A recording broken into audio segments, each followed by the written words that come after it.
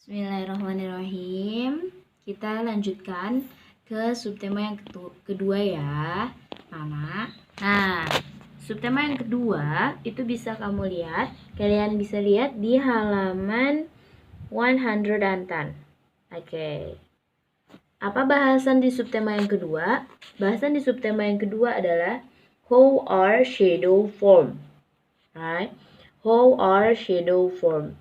Bagaimana bayangan bisa terbentuk? Oke, Miss Lati sudah membuat 3 rangkuman dari subtema yang kedua ini.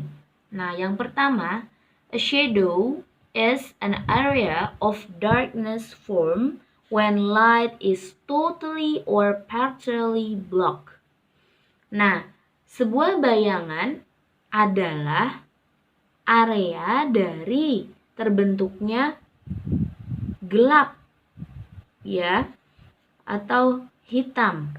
Terbentuknya kegelapan ketika apa? Ketika cahaya itu semua atau sebagian itu blok atau terhalang gitu. Ketika cahaya totally semua atau sebagian itu terhalang jalannya cahaya. Oke, seperti yang sudah Miss Rati terangkan dan yang kamu tahu bahwa sifat cahaya itu kan straight line ya. Shadow are formed because light travels in straight line tuh. Yang poin ketiga Miss Rati tulis. Bayangan terbentuk karena cahaya itu berjalan lurus. Jalurnya itu cahaya itu lurus. Sudah Miss Rati terangkan sebelumnya. Jalannya lurus, tidak zigzag, tidak bergelombang, tidak belok-belok. Nah, karena cahaya datangnya lurus, seperti garis lurus, ketika diblok, dihalangi, dia akan menghasilkan bayangan. Nah, itu kenapa bayangan bisa terbentuk. Lalu, poin yang kedua, an object can form shadow of different shape.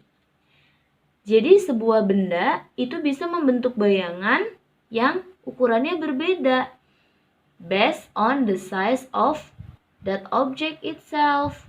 Tergantung kepada ukuran dari benda itu sendiri. Jadi bayangannya bisa lebih besar atau bisa lebih kecil, depend on object size ya, the size of object. Oke, bisa dimengerti dari ketiga ini?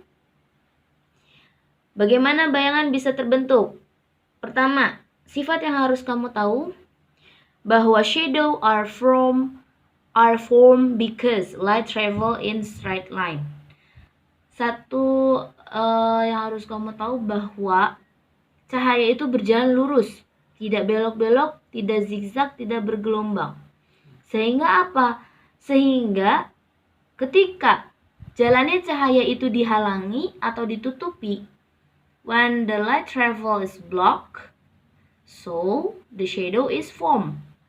Ya, karena jalannya cahaya tertutup, dihalangi oleh benda atau apapun itu. Ya, sehingga bayangan terbentuk, the dark form. Tapi tergantung, ada yang totally, ada yang partially.